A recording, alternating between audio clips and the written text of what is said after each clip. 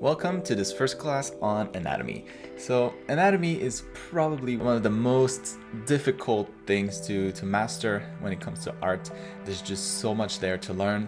There's so much theory, so much knowledge you need, so much practice involved to be able to do it properly, to draw anatomy, to draw figures with proper anatomy. This is something that's very important to know. It's very important to get really good at this, because this will impact pretty much everything that comes after this. So when it comes to concepting characters, when it comes to concepting creatures, all sorts of things, whenever there's a character involved, whenever something is alive that you need to draw, anatomy will be involved. And even, if you're going to draw statues or things like that. So anatomy is everywhere, and it is going to be a really, really big class, a really important class. Now, this first class is going to cover the head. So the head is one of the most important thing in the human body. It's the focal point most of the time. It's the one thing, the first thing that everybody's going to look at. When you look at someone for the first time, you don't look at their feet, you look at their eyes directly in their face. So this is going to be focused on the head, and then the other classes are going to focus on the rest of the body. But the head really deserves its own class because there's just so much there to unpack.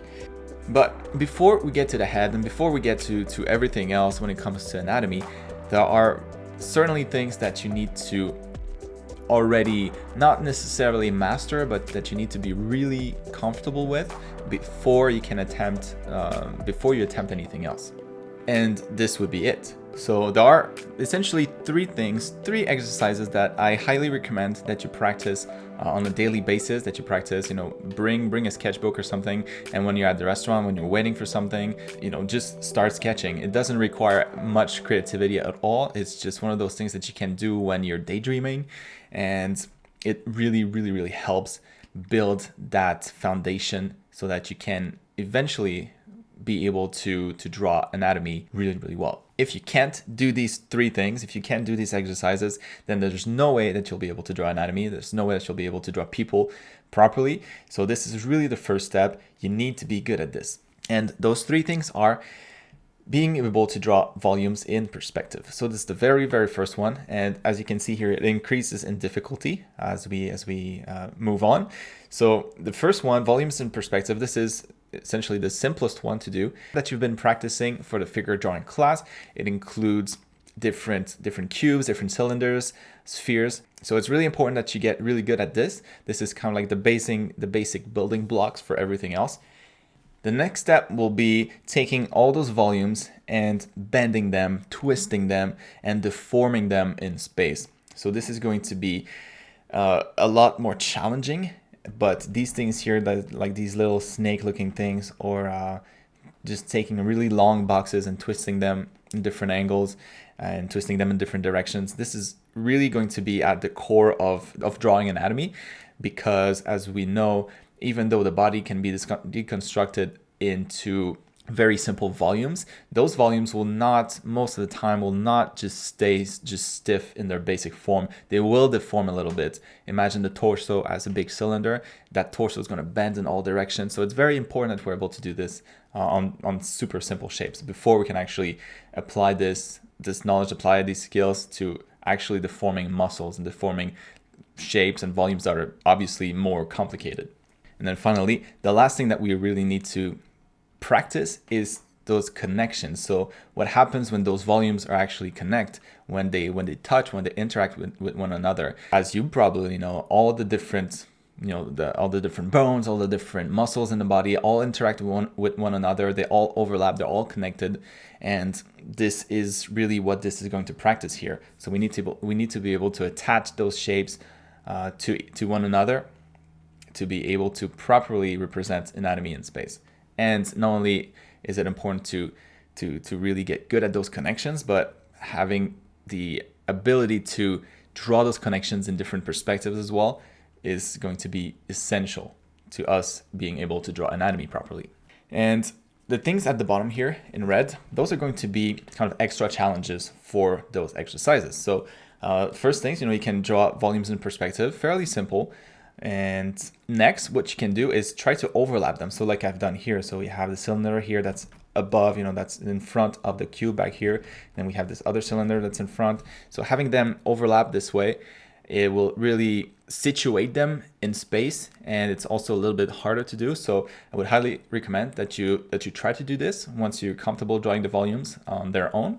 And then next level of difficulty would be to add basic shading to your shapes, to your volumes. So this means it can be very simple. So like I have an example here, this simple sphere with very, very simple shading, and try to do the same for all those other shapes. So don't try to imagine like complicated light setups or anything like that. Just kind of, diffuse, simple shading on your volume so that it gives them a little bit more of a three-dimensional feel to them. And then the next step, and kind of like the last added difficulty that you could practice, would be to add interactive shading. So this means that having different shapes interacting with each other, and then making sure that the shadows or that the shading works for those shapes. So let's say we have here this this little deformed rectangle, and this thing is casting a little bit of shadow on here, is casting shadow on the side of the box here. So you can try to start imagining very simple light setup, maybe just one light in there, a subtle light, maybe like the light of the sun, and then try to imagine how this behaves on those simple shapes. And once again, this is going to be key in drawing and shading anatomy properly when we introduce all the muscles. So there we go. Those are all the kind of requirements that would be needed for this anatomy class. Of course, very important also that you take a look at the perspective class 1 and 2, that you take a look at the Photoshop class to get more familiar with shading, especially in the digital format. Use these exercises to reinforce all that you've learned so far. I know this might seem a little bit much to start the class with, but again, this is all stuff that I wouldn't really recommend that you just sit down at your computer and just start working on. This is not really rewarding to do this kind of stuff. So this is really more something that you would do if you're on the go, or having dinner and you have like a napkin that you can draw on. Something to keep you occupied, something to just scribble on. Those are kind of like the perfect moments to practice these more boring exercises. This is going to really add up over time, and this is, as I said, a very, very important skills to practice. There's one more thing here that I haven't included, but it is the thickness of your lines. So the thinner your lines, the more accurate you'll have to be. And this is really a thing that I've noticed with people that are starting. They tend to have lines that are really, really wide. And this is kind of a way to make things a little bit easier because having thicker lines means that you don't have to put as much detail in. And by forcing yourself to have to work with really, really thin lines for those shapes, those complicated shapes and deformations, it really forces you to be precise. So just try to be aware of the thickness of your lines when you're drawing. If you're just starting, don't worry about it. Just try to draw those shapes, and that's going to be really, really good already. But as you practice, as you get better and better, try to reduce the thickness of your lines. Try to use lines that are thinner, that are more subtle, more refined, and you'll see that it gets harder and harder the thinner the line is, because as I've said, everything has to be more precise. Everything has to be cleaner. So definitely something that's really good to practice, really good to keep in mind as you're working on all those exercises. But now that this is out of the way, let's get started and dive right into how to draw the human head.